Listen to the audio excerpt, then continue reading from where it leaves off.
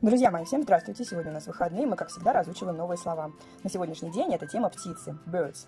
Sparrow – воробей, woodpecker – дятел, crow – ворона, raven – ворон, swallow – ласточка, pigeon или dove – это голубь, eagle – орел, canary – канарейка, owl – сова, swan – лебедь, thrush – дрозд.